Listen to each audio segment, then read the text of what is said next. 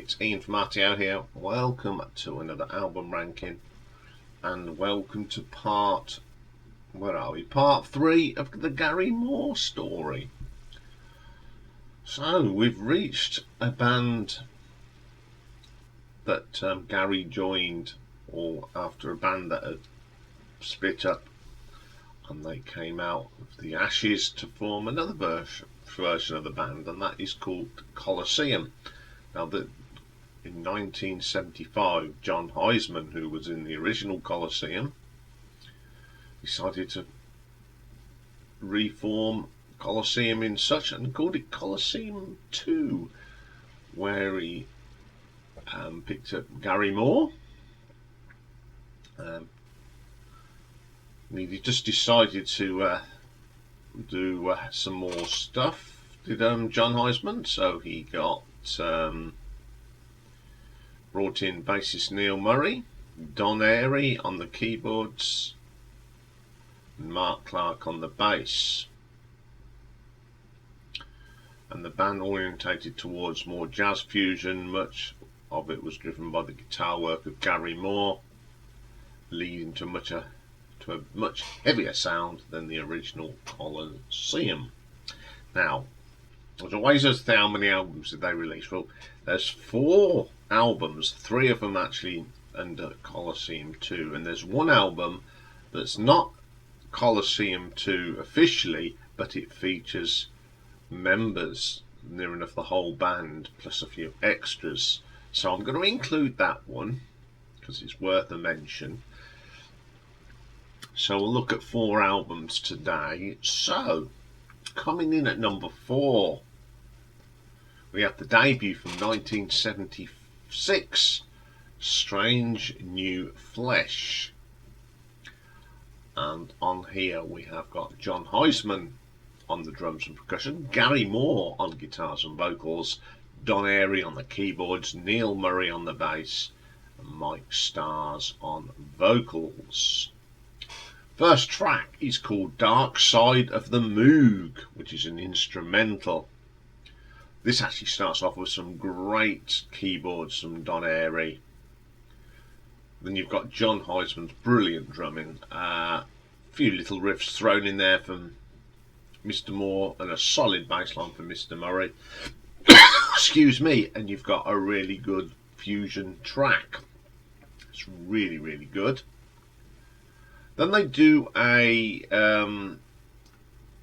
Joni Mitchell cover, Down to You.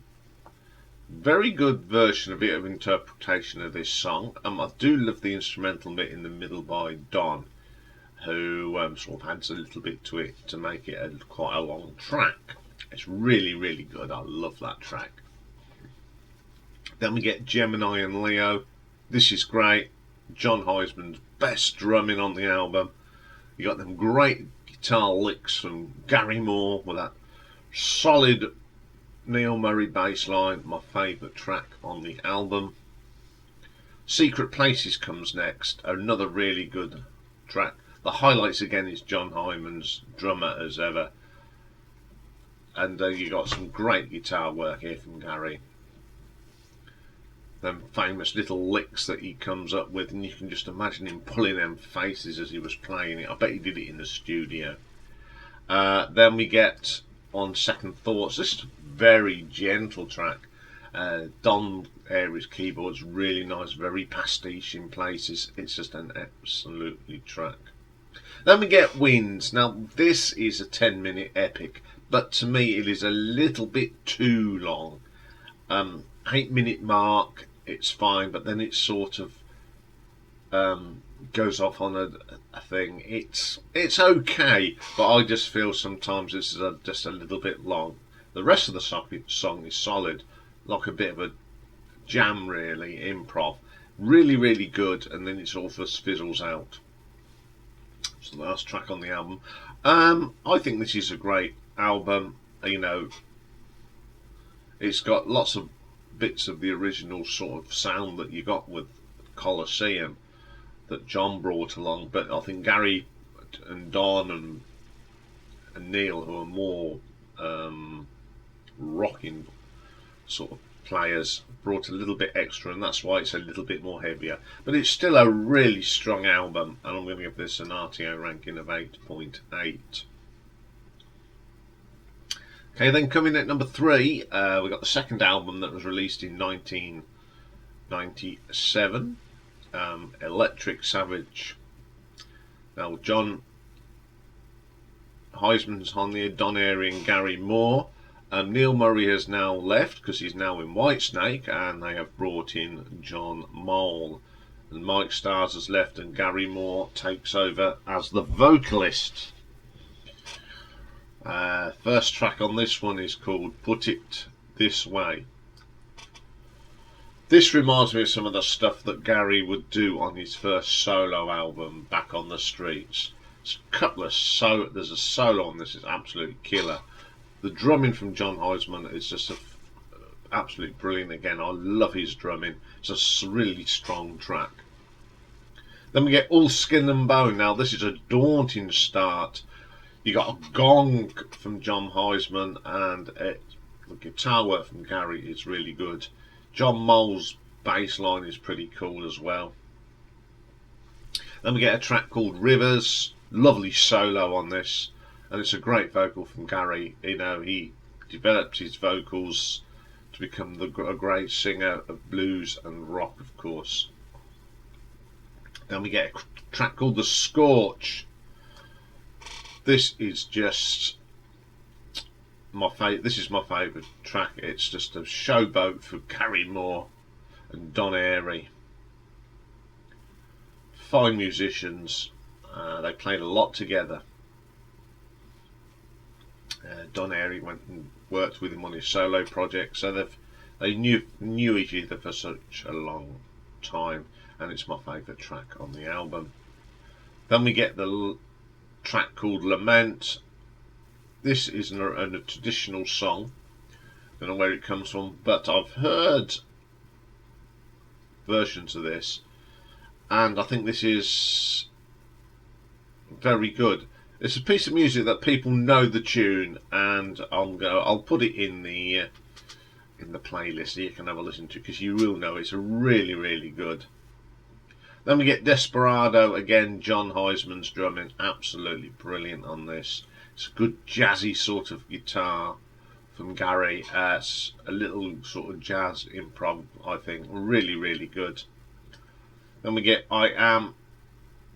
Gary Moore's guitar work on here is brilliant. Remember, he's still a very young man at this time, and he's just working on his guitar work. It's just a fantastic track. And then we get Intergalactic Strut, proper jazz fusion track here, with bits of prog thrown in, some really rock, and John Mole's bass line on this is terrific, absolutely brilliant. Another solid album from Colosseum II, absolute killer guitar work here from Gary, and Jon Hiseman's absolutely belting them drums, and I'll give this one an RTO ranking of 9 out of 10. Okay, then coming at number 2 is another album they released in 1977. Electric Savage was January. Now this one was released in the November. So it's the same lineup: Gary Moore, Don Airey, John Mole and Jon Hiseman, and it is called The War Dance. First track on here is the title track, War Dance. Certainly got a bit of that Keith Emerson feel to it. Really good track, nice piece of prog music, absolutely fantastic. Then we get major keys. Now Don Airey is on fire. I love that jazzy piano that he comes up with. The drumming from John is brilliant as well. Probably one of the best performances of Colosseum II. Put It That Way. Gary Moore again. His vocals on this are pretty good. Worth watching him play this. It would have been amazing to watch him play this. Absolutely brilliant track. Castles, solid track, great vocal from Gary Moore on that one. Then we have my favourite track, probably my favourite track by Colosseum II. It's called Fighting Talk. It's quite rocky, some great keyboards. It's a bit of a jam, solid stuff. The Inquisition, there's no messing about here. Straight in with some great riffs and licks from Gary. Jon Hiseman absolutely on the drums as well. Absolutely super stuff. Star Maiden, a really chilled out track. After the last couple of Februaries, we've gone to this nice gentle with some chimes and the wind and a great bass line from John Moeller. Last Us, Exit, great track. Love the lyric delivery from Gary. There's some great little guitar bits on this. Brilliant album. Okay, it's a solid album from top to bottom. There's not a bad track on this one. Some phenomenal guitar work from Gary. Now, based on just the Colosseum II, this is the best of the Colosseum II albums.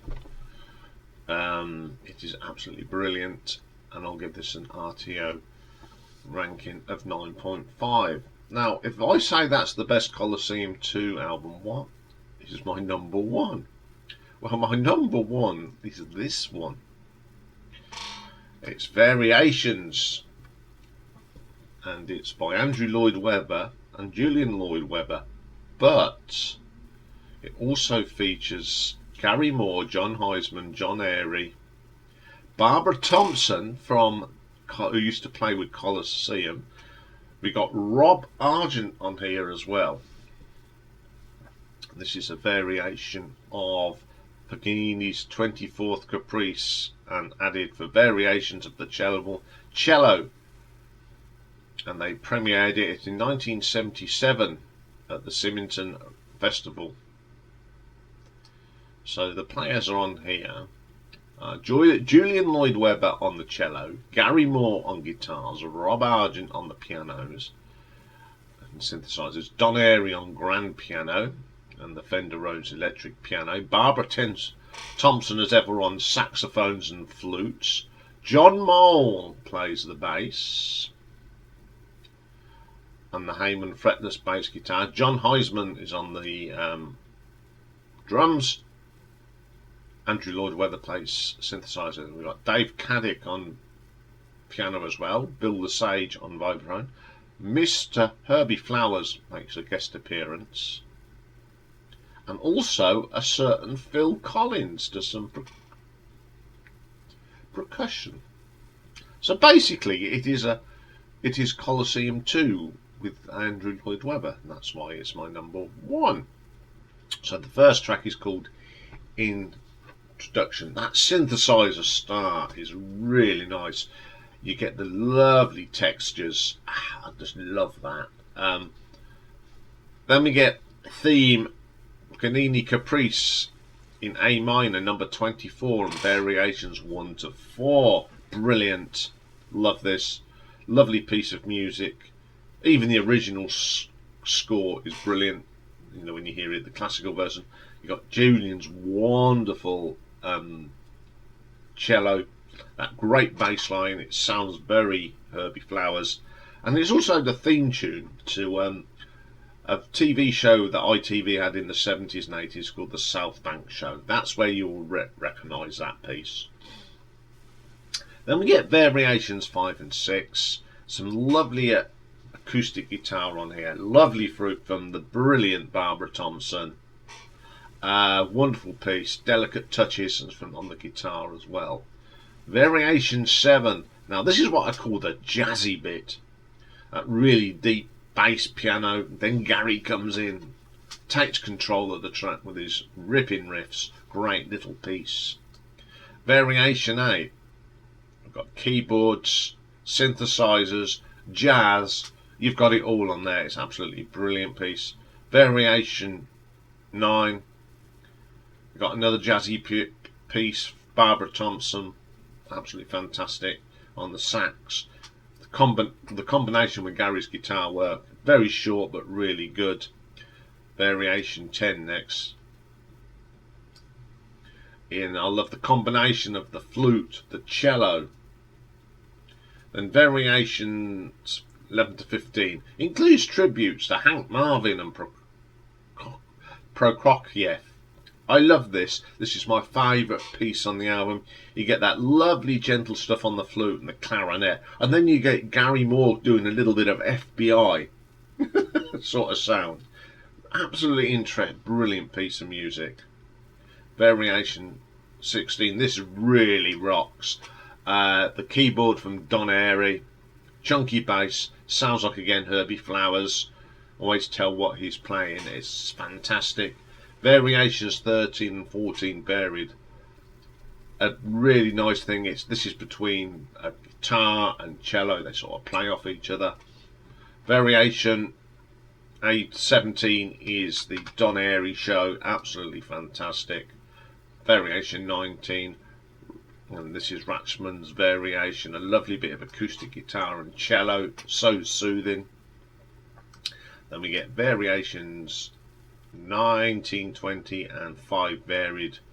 This is just what it says on the cover. Some of my variations, this starts off with gentle piano from, I don't know if it's Don or anywhere, but it sounds great. Then the keys come in, some great riffs from Gary. Variations 21 and 22. Jon Hiseman's drumming on this is super great. The bass sounds great as well. This rolling drum from Jon, absolutely brilliant. Variation 23, a great way to end this piece. Really heavy. We've got really heavy cello, driving guitars from Gary, the drums from Jon Hiseman. That's absolute dynamite on way to end this album. I remember when this came out, my dad brought this and I was totally blown away by it. It's one of my favourite sort of instrumental rock albums, classical combination. Some great interpretations.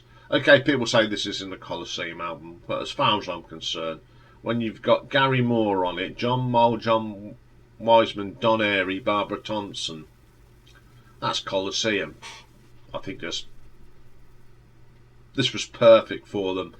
Really absolute belting album, and if you've never heard it, gotta go and listen to it. So I'm going to give this an RTO ranking of 10 out of 10 because I play this all the time. It is absolutely dynamite.